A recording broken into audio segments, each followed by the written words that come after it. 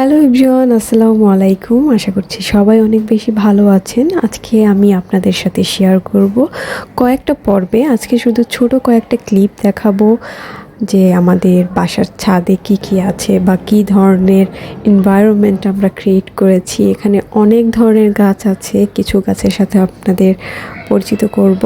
এটা হচ্ছে তুলসী গাছ। মাঝে মাঝে আমরা চা বানিয়ে খাই তুলসী পাতা দিয়ে, অথবা দেখা যায় যে কাশি হওয়ার ক্ষেত্রে কাশি হলে মধুর সাথে তুলসী পাতাটার রসটা ইউজ করা হয়। আশেপাশে সব বাড়িগুলোতেই দেখা যায় যে ম্যাক্সিমাম এখানে ছাদের মধ্যে বাগান করা আছে বা গাছ লাগানো আছে। যে কোনো ধরনের গাছ, সেটা হোক ফুল গাছ বা ফলের গাছ, সবাই চেষ্টা করে তাদের ছাদটাকে সুন্দর করে একটা এনভায়রনমেন্ট ক্রিয়েট করা বা গাছ লাগাতে অনেক বেশি পছন্দ করে ঢাকার মানুষ।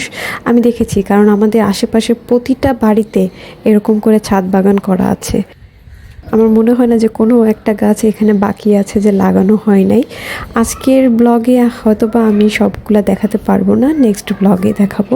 ভয়েস ওভারে আপনাদের একটু সমস্যা হতে পারে, কারণ আমি সরাসরি ভয়েস ওভার দিচ্ছি, কোনো মাইক্রোফোন ইউজ করছি না। এজন্য ব্যাকগ্রাউন্ড নয়েজটা আপনারা পাবেন, তার জন্য I am sorry for that. আচ্ছা, তাহলে আজকের মতো এখানেই বিদায় নিচ্ছি, নেক্সট ব্লগে দেখা হবে।